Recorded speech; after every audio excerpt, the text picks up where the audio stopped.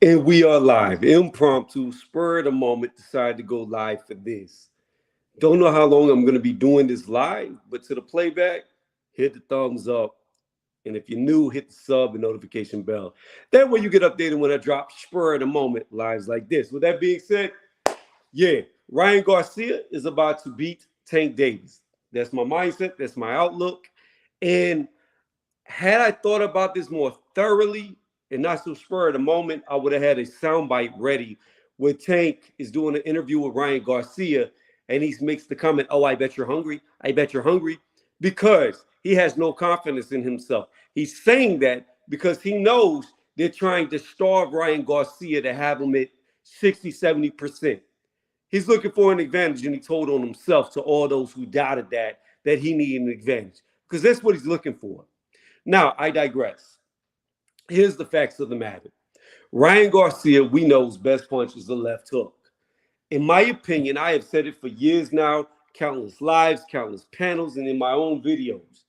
The Southpaw killer is the left hook. It's not the straight right, it's the left hook. Why? Because your lead hand is right there by their jaw. That's what it does.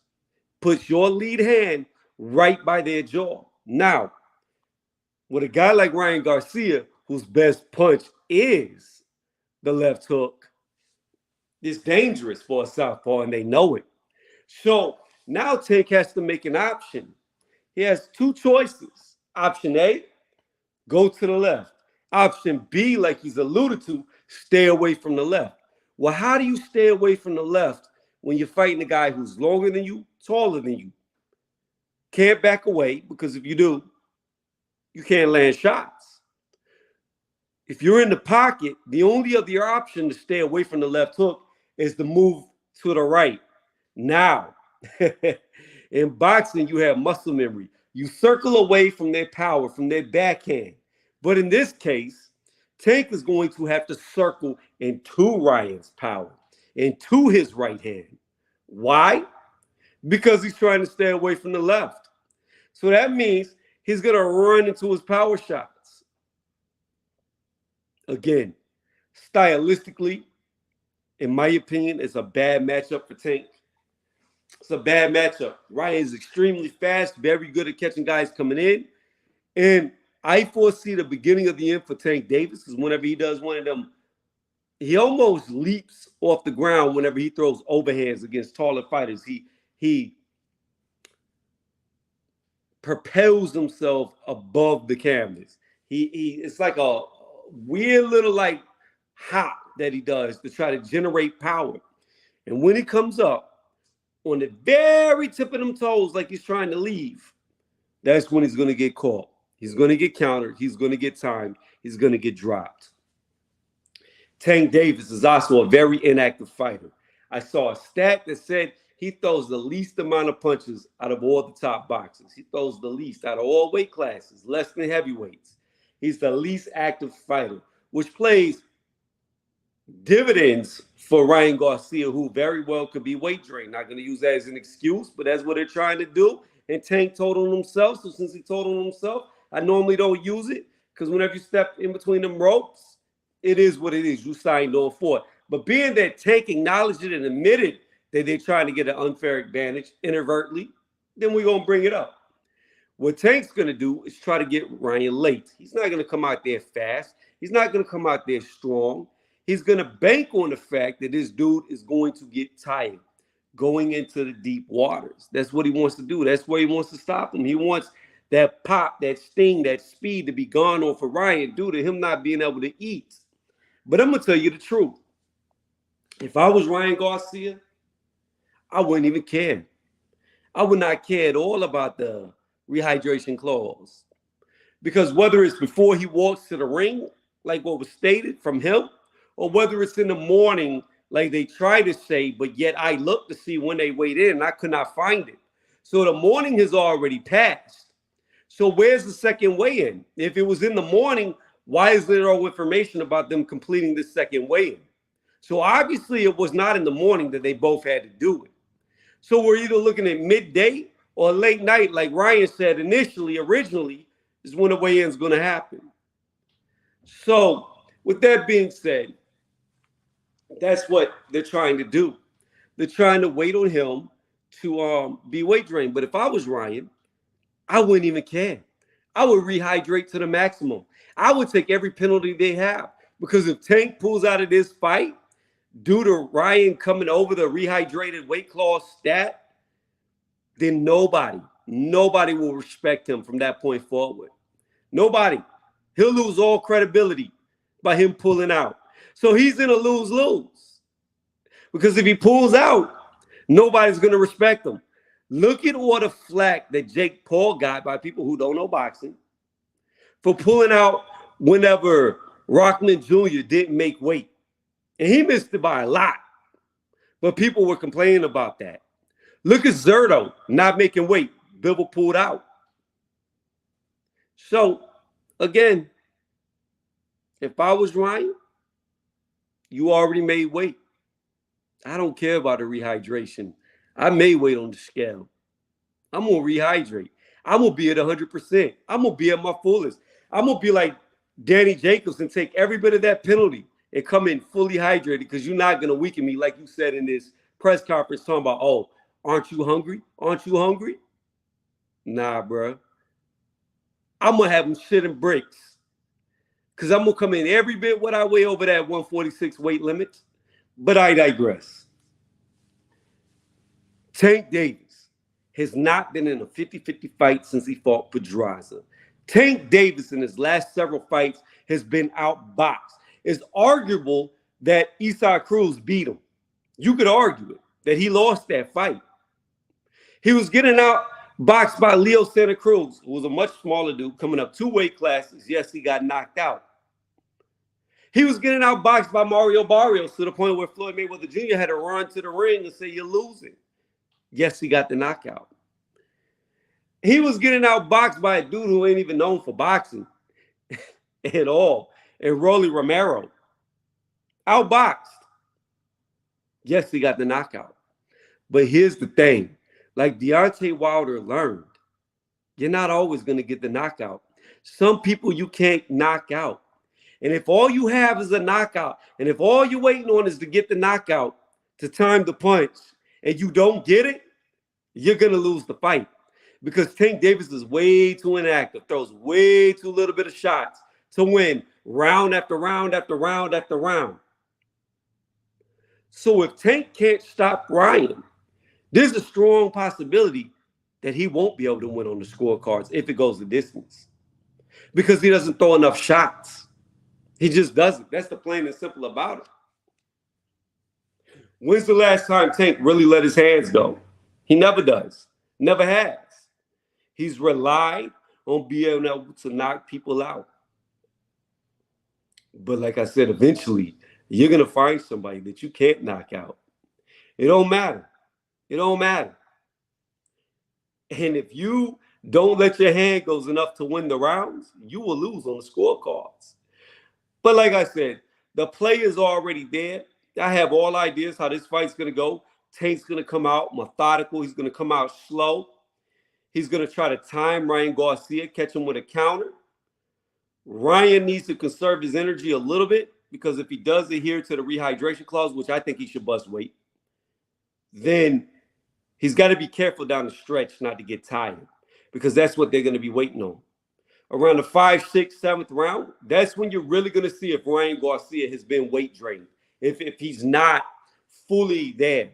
Because that's really when you start to see the effects of people who come in too light and don't put on enough and their body's not healthy. That's when the effects start to show. It's going to be in the probably mid-4th round. 5th or definitely by the 6th, you will see Ryan slow down tremendously. You will see the speed not be the same. You will see the pop almost being non-existent. You will start to see his mouth open, him breathing out of it. If he's weight drained, it will show up. So Ryan's got to be very careful too, not to come out too fast, not to blow too much energy because he's not going to have reserves like he's normally used to having. And Calvin Ford knows that. But the whole team is scared of Ryan Garcia. They are. Oscar was right. All the ridiculous things that Ryan had to do to make this fight happen, or the ridiculous things. Only shows you a lack of confidence in their fighter. Because if they had all the confidence in the world, there wouldn't be all these background things going on. There wouldn't be a need to get advantages over somebody. There would be zero needs. If you had confidence, if you really thought you could beat somebody, you would want to fight them at their best. But when you try to fight them at their worst, you're scared. You have fear. It's in you. See, to me, Ryan's not getting enough credit. People want to talk and complain about him complaining about the contract that he signed. But what they don't understand is, had he not signed that contract, the fight would not be happening. Had he said that this is ridiculous, the fight would not be happening. But what he did was he said, you know what? I'll take all these disadvantages and I'll gamble on myself. I'll show up to the weigh-ins. I'll show up to the press conferences. I'll show up to the ring because I'm so confident in myself that even if I walk in that ring 50%, I still know I can beat you. That's confidence. People may not like the complaining, but is it true what he's saying? Is it true? Nobody wants to acknowledge the fact that the shit that he's saying is true. The shit that he's saying he had to sign for. The shit that he's saying that even Tank knows because he brought it up in the press conference, TV interview that he did about, I bet you're hungry. I bet you're hungry. So they know what they did and he knows what he did. Because he lacks confidence. He's scared. He knows this is the first time since Pedraza he's been in a 50-50 fight. This is the first time. He's not fighting a guy that he's bringing up 2 weight classes. And he's not fighting a guy that he's bringing up a weight class. He's not fighting a guy who's never fought anybody of any consequence. Because while Ryan Garcia's resume is limited, he still beat an Olympian and Luke Campbell, and he still beat Fortuna, who everybody said he was scared to fight, who everybody said would beat Ryan Garcia. See, people forget that. When Ryan Garcia claimed that he had mental health issues, everybody said that, oh, Fortuna would beat him. He doesn't want to be in the ring with him. He's scared of him. But the minute that Ryan annihilates this dude, decimates this dude, it's not even competitive in there. Oh, Fortuna didn't belong in the ring with Ryan. That's what's so funny to me. That is hilarious to me. So this is the first time in a long time Tank has been in a 50-50 fight. People want to bring up Mario Barrios. I love Mario Barrios as an example. Why didn't Tank put a rehydration clause on Mario Barrios? Mario just wanted to fight him. He was definitely the B-side. The belt that he had wasn't legitimate. It's not a real title. It's a baby belt at best. It's no greater than an Intercontinental title. It's no greater than a regional title because the WBA Reggie belt means absolutely nothing. And I'm going to explain how it means absolutely nothing. Had Mario Barrios been a legitimate champion, then there wouldn't be an undisputed champion at the same time as Josh Taylor. Because last time I checked, undisputed means you cannot dispute who the champion is.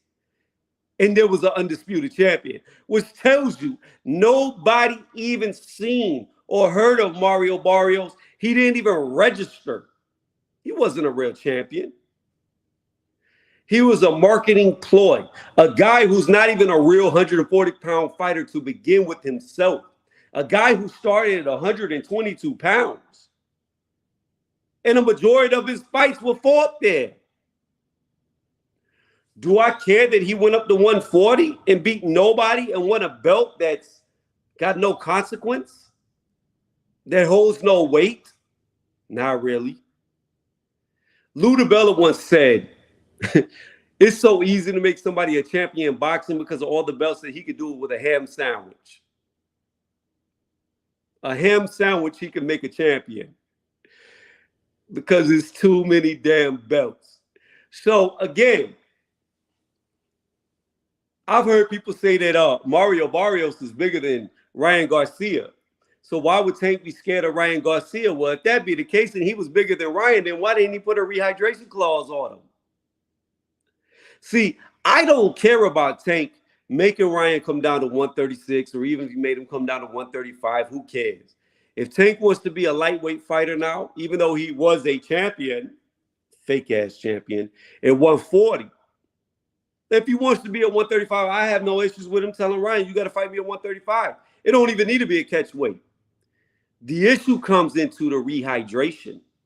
That's where the issue becomes an issue, because that's where he knows it hurts you the most. When you can't put back on what you're used to putting back on. And only people who have never done amateur fights that weren't same-day weigh-ins or professional fights know the advantage that Tank is looking for, know the disadvantage that's about to hit Ryan Garcia when he does something in this fight that he's never done before.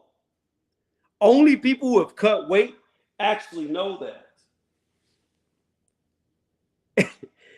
And that's why people will tell you that it is an advantage. That's why Oscar went off. And I'm not going to lie, LB kind of stole the show whenever he brought up the fact that Mayweather beat every fighter that Oscar had. But it was kind of irrelevant to the case that Oscar was making. What does Floyd have to do with anything? Nothing at all. What does Oscar fighting Floyd at a catchweight have to do with anything? Catchweight's not the issue. It's never been the issue, and it's never been brought up as an issue. It's the rehydration clause that's the issue. And again, I have been told that I was wrong, that the weigh-ins, the second weigh-ins, is supposed to be in the morning. Well, if the second weigh-ins is supposed to be in the morning, why are there no news articles? Why is there nobody telling us that Ryan and Tank made the weight for the second weigh-in? See, Ryan said he has to weigh in before he walks to the ring. And the later the day gets, the more I'm believing Ryan versus the bullshit other people are saying. Because where's the second weigh-in? What's going on, regulator? How you doing? Where's the second weigh-in? I'm going to Google it right now. Let's Google it together, guys. While I've been ranting for 17 minutes. But speaking of facts,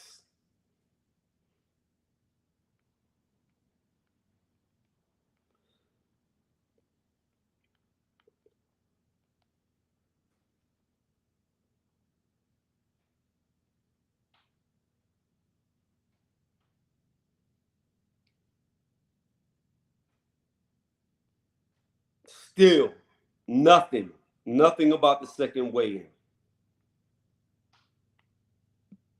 No weight recorded, how much they weigh, no nothing.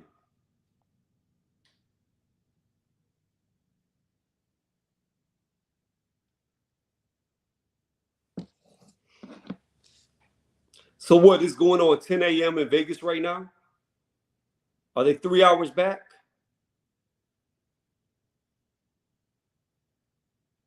Clearly, it's not a morning weigh-in because the morning's almost over. So like I said, it's either going to be a late afternoon weigh-in or like Ryan said a while back that he's got to weigh in before he walks to the ring. Again, man, fuck this rehydration, man. Ryan, come in 150 some odd pounds. Come in. Fuck that rehydration. Give up your whole purse for the penalties. Who cares? Once you knock this little midget out, guess what? Your next fight, you're going to make way more than what you would have earned in this fight. So that's how I look at this fight.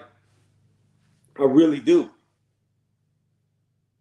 I think Tank needs an unfair advantage, and that's what he's doing. And I think Ryan is all the more fighter because he took the unfair advantage to be great. And it's just crazy to me because this will be the argument that I want to see people make. So, Isan Cruz, who has a worse resume than Ryan Garcia, he's a better boxer than Ryan Garcia? Is he? Because Tank was getting outboxed by him. Mario Barrios, who beat nobody. Nobody can even name a person who Mario Barrios beat without BoxRec pull up. Not one person can name a person that Mario Barrios beat. But we can name two people that whooped his ass. He got beat by Tank Davis and a guy playing the flute that's got no hairline.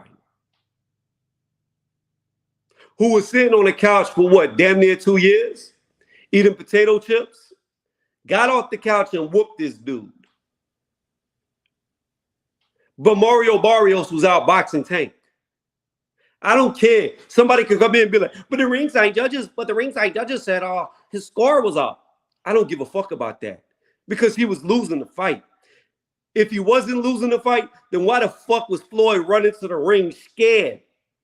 Like he was trying to save his child out of a burning building. He came running. What's going on, Iceman? How you doing? He came running. Tank, you're losing. You're losing, Tank. You're losing. Do something. And then again, I must bring up, is Rolly Romero a better boxer than Ryan Garcia? No, he's not. No, they're not. Even a one-legged Gamboa was putting paws on Tank Davis.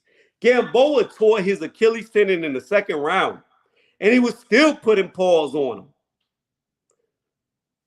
This dude has not been in a 50-50 fight since Pedraza. And this is my quote that I like to say all the time. When you only fight low opposition, eventually you become low opposition. And I believe that's what's happening and happened to Tank. Tank had all the ability in the world. He had it all. Tank could have been great. He could have been undisputed by now. He could have beat multiple legitimate champions with legitimate belts, not baby belts. He could have done all that, but he's been coddled. His whole career has been coddled, whether it's bringing little men up, which he's notorious for doing, weight draining people like he's doing now. The dude has been coddled, and I'm telling y'all right now, it's going to show. As long as Ryan's 100%. But I'm going to assume Ryan's 100% getting into that ring, and I'm not going to say that he's weight drained, but I will tell you, if I see him fade in the fourth, fifth, sixth round, looking like he's got no energy, looking like he's got no pop, looking like he's got no speed, then we can all say he was weight drained. We can all admit that the unfair advantage was just too unfair. But if he comes out and he's 100%, I believe he beats Tank. And you know what? If he comes out and he's 100% from the first round to the 12th round, and let's say Ryan gets knocked out in the 12th round, then I'll give Tank all the credit in the world. Because clearly he beat Ryan, and Ryan wasn't weight drained. If Ryan can go 100% from the first to the 12th, like he normally fights. If he can fight at the same intensity, then Tank deserves all the credit in the world. But I'm going to be honest with y'all. If Ryan comes out there and he looks gassed by the 6th round, I'm not going to give Tank very much credit because you're beating a wounded animal at that point. The fuck? I'm supposed to clap for that? See, that's one thing I like about this situation, though. Devin Haney, he's undisputed. There ain't no fucking way Devin Haney's going to let Tank Davis weight drain him. Ain't no way Devin Haney's going to let him put a rehydration clause on him. And there's no way for Tank to go. Who's he going to fight? He's going to do a rematch with Esau Cruz? Nobody wants to see that shit. Cruz has already ducked Ryan Garcia twice. Nobody wants to see that shit. So what does he have? He's got Devin Haney, who may or may not stay, and he's got Shakur Stevenson, who would love to get in the ring with him.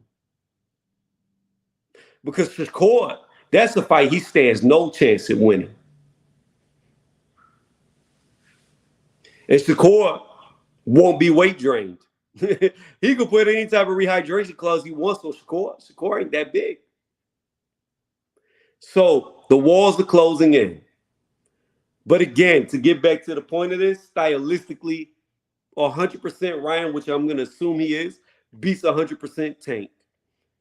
Tank is a southpaw fighting a traditional fighter whose best punch is the left hook. The left hook is a southpaw killer. It kills him every time, especially when that's your best punch. If Tank decides not to go towards the left, then he's going to circle into the back leg, the power hand of Ryan Garcia, and he's really going to get thumped by running into the power shots. Stylistically, it's a nightmare for him. And that's why they did this. That's why they try to get every advantage. I heard Ryan Garcia say that he wasn't even allowed to have a tune-up fight before this fight, or they would have pulled Tank out of the fight. That's what I heard. That Ryan couldn't even do a tune-up fight like Tank did, because his last fight was a tune-up fight, bringing a little man up like he's notorious for doing. But Ryan couldn't have a tune-up? That's crazy. I don't know if I'm going to be live much longer. This was just a spur of the moment, coming on here to drop a video. Instead of doing a video, I figured I'd talk live to see if anybody wanted to argue with me. But it doesn't look like I'm going to get anybody to argue with me on this topic, because I would have loved for somebody to jump in here, tell me how Tank Davis wins. How's he going to do it? He's going to throw one of them overhands, leave the canvas like he likes to do, and then what, get caught? Is he going to outbox Ryan? How's he going to outbox him when he ain't outboxed nobody? If Tank cannot get the knockout, how does he win on the scorecards when he doesn't let his hands go? He's the least active fighter at the top level out of all fighters in every weight class. He's the least active fighter out of all fighters at the top in all weight classes. How does he beat Ryan on points? All Tank has is the knockout. That's the only way he can win. That's it. Now, people can say with a 98, I think it is, % knockout ratio, it's a good chance he'll get the knockout, and that's a valid point. It could be. But one thing we've never seen Tank in there with is another knockout artist. Who is Tank for? That's got a 80+%, 85+% knockout ratio.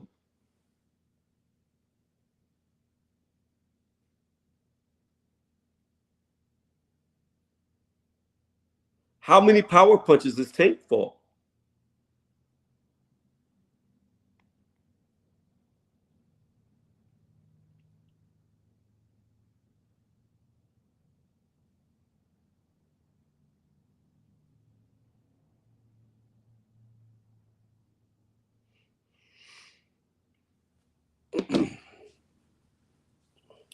So, my final conclusion, my final prediction is Ryan Garcia is going to sleep the Hobbit.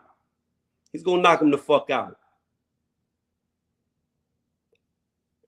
Normally, the more this is going on, and like I said, after I saw that interview, I would have liked Tank to win, because Tank is better for boxing. He's better for the division, because we don't know where Ryan's going to go. Ryan more than likely is going to go back up to 140 pounds, and who knows who he's going to fight at 140. If Tank wins, he'll remain at 135, and that opens the door to Devin Haney or Shakur Stevenson, which would be great fights if he wins.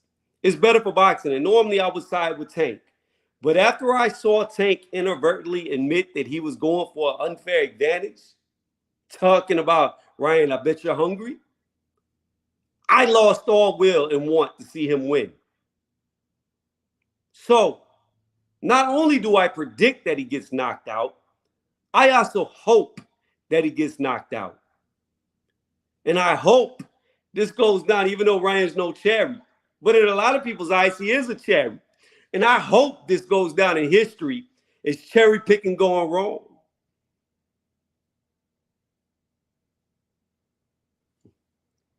Say, just got out of Ace Hardware. Everybody said Tank was going to win. Everybody's saying Tank's going to win. You're going to hear it here right now. Tank is going to get schlepped.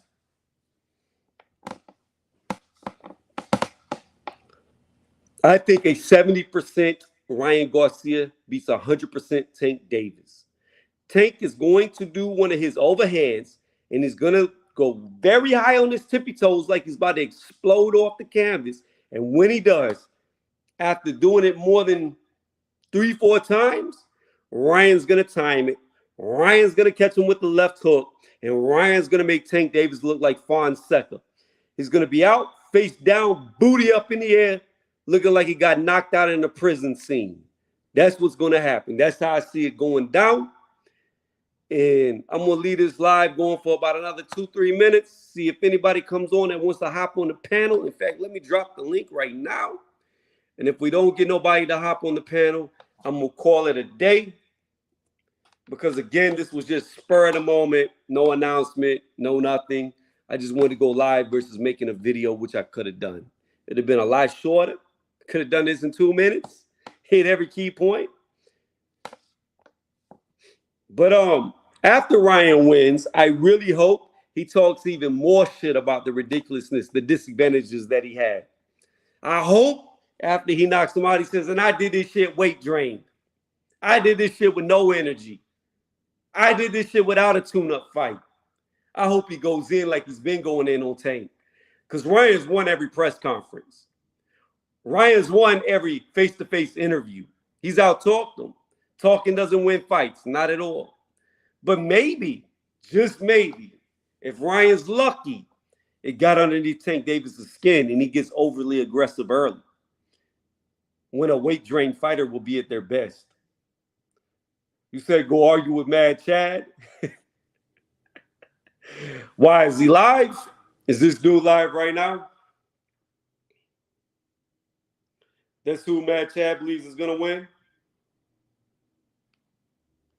Look, I've been wrong before. It's rare that I'm wrong. I've got, what, an 80-something% ratio in picking right and wrong fights. I had a really good year to where I got none wrong until Tyson Fury came along. Then I got 3 wrong in a row, and then I went back to being right on everything. But but anyways, you know, I do something that other boxing channels don't do. I take risky bets. I do predictions on underdogs I believe can win, and I actually put it out there. See, I don't do safe bets. I don't do Morrell fights and say, oh, Morrell's going to win because it's a fight set up for him to win. You know what I mean?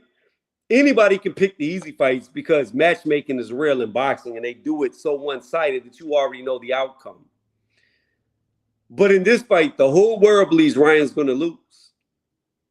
But I see the skill in Ryan. I see the speed in Ryan. And I know Ryan's going to win. Weight drained and all. So I have no problems, no issues, no qualms with picking the underdog in this fight. Could I be wrong? Yes, it's a possibility. I definitely could be wrong. But I don't think I am. Unless, like I said, we see that 4th, 5th, 6th, I can't even talk, 4th, 5th, 6th round roll around, and Ryan just slows down too much. What's going on, Boxing Lounge? How you doing? Welcome to the channel. You know, this is crazy. The numbers start going up the minute I say I'm going to end the stream. I need somebody to argue with me. Somebody come on here and change my opinion. Why does Tank win? Why does he win? How does he win? How does he get past the left hook without running into the right hand of Ryan, which is going to be pure power as well? Because I can guarantee you, with a Hall of Fame type coach as Joe Goosen, there's no fucking way they haven't been working on running Tank Davis into a straight right. The minute he goes away from that fucking left hook and he moves, there's no way they haven't been trying to run him into a straight right or a right hook on the turn. There's no way. They're expecting him to move to Ryan's power side. They're expecting him not to go to his right, Ryan's left. That's what they're expecting. So I'm telling you, y'all gonna understand why after this fight, why the left hook is the southpaw killer, especially when you know how to throw a left hook. Because I foresee Tank is going to get stung. Going to Ryan's left, his left. I mean, going to Ryan's right, his left. And when he gets stung, then he's going to move to Ryan's left. He's going to leap in the air like he likes to do, trying to throw an overhand, and bow, like lightning in a bottle. There goes Fonseca. There goes tankdavis. Face down, booty up, prison style. Like I said before, and I'm saying again. That's what's going to happen. Mark my words. He's going to do his little overhand leap off the canvas like he likes to do, and he's going to get popped. And because he's got no balance underneath him, he's going to be down, and he's going to be out. And then, Ryan, when you get the mic, like I said, talk about all these disadvantages. Talk about it. Speak about it. Some say Ryan only has a left hook. It's true. You could say that. And you could believe that, boxing. But Tank is going to be there to make Ryan's other hands look good because he's going to be turning into the power side. The one thing, the biggest no-no in boxing, moving to somebody's power side, that's what Tank's going to have to do to evade that left hook. And I'm telling you, when he gets popped by that power side and it comes so fast he doesn't see it, he's going to revert back to moving to Ryan's left, his right, as the southpaw, trying to set up his own power, and he's going to run into that left hook, leaping off the canvas with an overhand. Mark my words. Mark my words. He's going to come with that overhand. He's going to get dropped. It is going to come so fast. And he's going to have no idea what happened. None. And I will say one more time, and this is not a disclaimer, but just a fact. The only way it doesn't play out this way is we'll find out in between the 4th to 6th round. The 4th, 5th, 6th, if Ryan is weight drained, he will diminish. He will get tired. He will slow down. His power will vanish. But those are the rounds to watch. Those are the most important rounds of the fight. 4th, 5th, 6th. If he doesn't get tired in those 3 rounds, then you know he's there for the long haul. Then you know it's going to go 7, 8, 9, 10, 11, 12. Because 90% of the time, when a guy is weight drained, those are the most dangerous 3 rounds because that's where they tire. It always is, for whatever reason. I don't know why, but they only make it to the 4th, 5th, 6th before it looks like they run out of gas. So if that doesn't happen in those rounds, then we know Ryan's 100%. Or as close to 100% as he can be, not being able to rehydrate. Iceman said that's what will happen. You think he's going to slow down in the 4th, 5th, or 6th and then get caught and put to sleep? It's possible. It's very possible. It's plausible. But I think for this fight, Ryan has been inspired more than he's ever been for a fight. And I think he's controlled his diet, nutrition well enough to where it's not going to matter. It's not going to matter that they're weight draining him. He's going to be prepared. I mean, the dude's had what?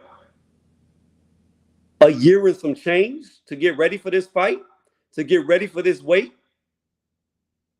So he's already had enough time to acclimate. But time will tell. And tonight is that time that will tell. Is he weight drained? Is he 100%? I'm rolling with Ryan. I'm rolling with the guy at a disadvantage. Hey, pull for him and don't believe it. That's okay. But like the crazy man on a soapbox saying it's the end of the world, when the end of the world happens, remember who told you first. When you was looking at me on my soapbox like I was crazy in some downtown of a city, telling you the world's coming to an end, don't look at me like a sage after the world comes to an end, because you should have listened to me from the beginning. That's all I got to say on this one. Y'all have a good day, a good afternoon, a good night, and I'll see y'all after the fight.